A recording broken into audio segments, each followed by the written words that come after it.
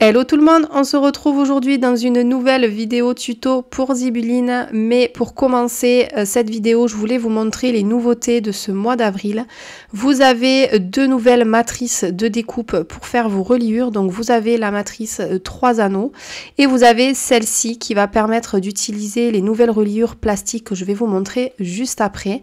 Vous avez également des nouvelles coloris de ruban, donc là Laetitia m'a envoyé deux roses, voilà, je pense qu'elle a cerné et qu'elle m'a cerné surtout que j'aimais le rose. Vous avez également deux nouveaux seaux, donc moi j'ai reçu celui-ci invitation que l'on va utiliser d'ailleurs dans cette vidéo.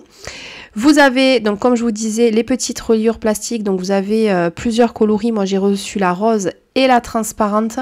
Vous avez également des nouvelles pastilles de couleurs, donc du bleu, du rose.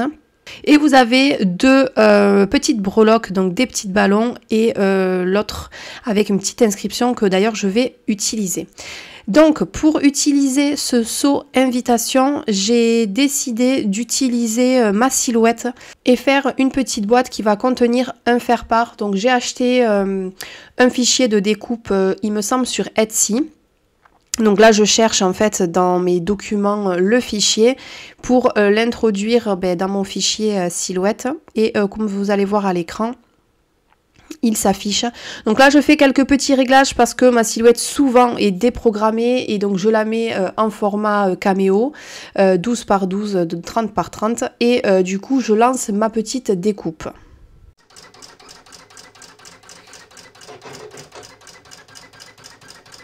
Donc je vais lancer deux fichiers de découpe sur la machine parce que vous allez avoir l'étui à découper et ensuite vous aurez la petite boîte. Donc là c'est le petit étui, comme vous pouvez le voir la silhouette a très bien découpé, elle a toujours des petits morceaux à enlever mais qui s'enlèvent vraiment très facilement. Il faut toujours aussi nettoyer un petit peu son tapis. Alors j'avoue que le mien est pas très propre, il faudrait vraiment que je m'y colle là et le nettoyer correctement. Et je vais enlever tous les petits morceaux qui sont restés et commencer à faire mes pliages. Je vous mettrai en barre d'infos pour celles que ça intéresse le nom du fichier et où c'est que je l'ai téléchargé si ça vous intéresse de refaire ce petit étui. Franchement, vous allez voir le résultat, j'aime beaucoup. Alors c'est vrai que quand on a beaucoup de faire-part à faire, c'est un peu long, on va dire, mais après, en coût, je pense pas que ce soit vraiment très cher parce qu'au final, j'ai utilisé uniquement du papier blanc, voilà. Et ensuite, j'ai utilisé des produits Zibeline, vous allez voir, du ruban, donc avec le rouleau de ruban, vous en faites. Pareil pour les cachets de cire, et après, la petite étiquette et la petite breloque, donc ça permet de faire des petites boîtes à faire part vraiment pour pas cher. Après c'est sûr il faut avoir la machine de découpe.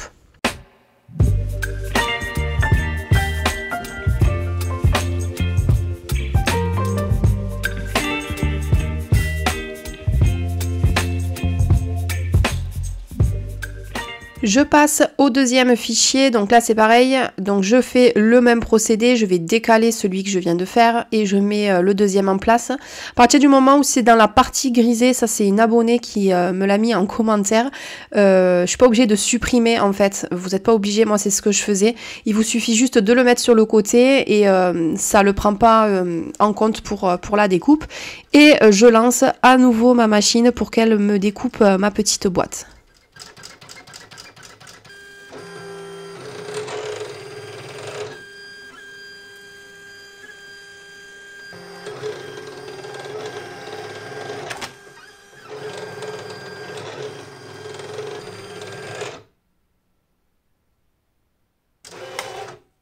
Une fois que c'est fait, c'est pareil, j'enlève le morceau qui a été découpé et je vais faire mes pliages. Là, c'est très simple. La silhouette vous fait les plis et elle vous fait la découpe, donc il y a juste à assembler.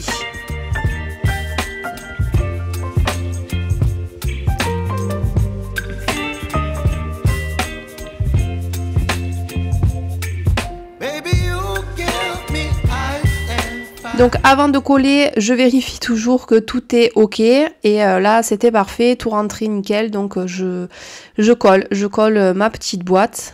Alors moi j'utilise de la colle pour cette fois-ci, mais vous pouvez très bien utiliser du scotch double face ou ce que vous voulez pour coller. Là moi pour les petites boîtes, je préfère le faire à la colle et puis ça tient rapidement. J'ai pas eu besoin d'utiliser de pince, donc c'était parfait.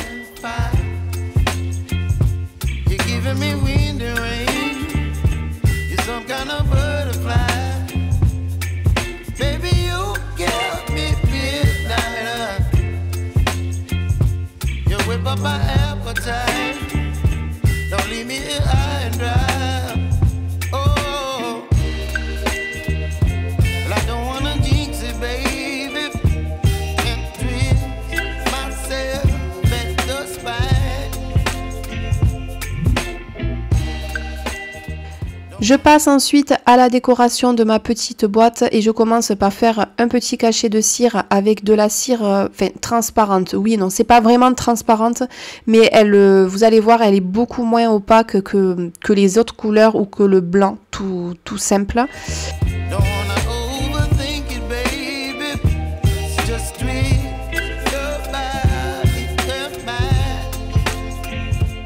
Et je vais ensuite rajouter les petites inscriptions, enfin repasser sur le petit mot invitation et les petites fleurs avec le feutre couleur gold.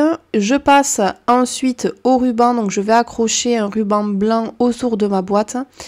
Alors comment je procède en général pour tout ce qui est décoration, donc je fais un nœud, là je vais le faire rapidement et je vais commencer à choisir les petits éléments que je vais mettre, la petite étiquette, le trombone, vous allez voir que j'ai sorti aussi un petit pompon, il y a le cachet de cire à mettre et donc j'essaye de placer mes petits éléments et de voir le rendu, et quand ça me plaît, eh bien je finalise un peu tout ça et je vais du coup reformer mon nœud correctement, couper l'excédent de ruban et vous allez voir que au final je vais enlever le petit pompon parce que je trouvais que ça fait trop, donc je vais faire un trou dans mon cachet de cire à la cropadille pour pouvoir l'accrocher avec le petit pas le trombone, la petite épingle, et donc sur l'épingle je vais mettre mon cachet de cire, ma petite étiquette et ma petite breloque, et déjà je trouvais que ça suffisait.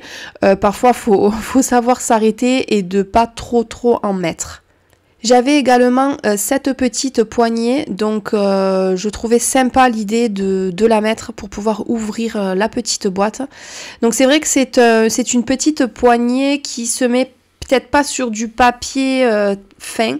Alors mon papier est pas fin, mais je pense que c'est plutôt pour mettre quelque chose sur de la cartonnette, parce que du coup je me suis retrouvée avec un petit écart. Donc ce que j'ai fait, tout simplement j'ai pris un ou deux morceaux de papier que j'ai coupé en petits carrés et que j'ai mis dans le fond de ma boîte pour qu'il y ait moins cet écart là, et franchement ça m'a pas posé de problème, ça s'est très bien passé.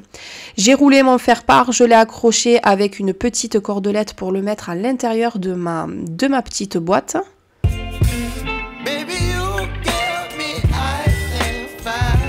Comme je vous disais, au début je voulais le coller, le cachet de cire, et puis je me suis dit que non, que j'allais tout simplement l'accrocher.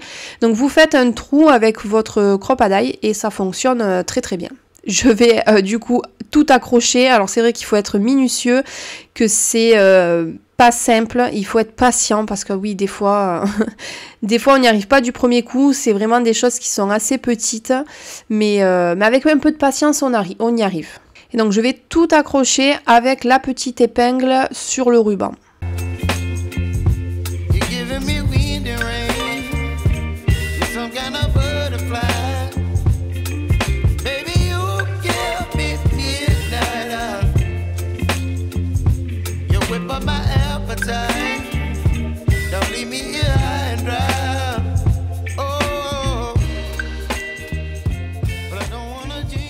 Je vous montre le résultat de cette petite boîte à faire part.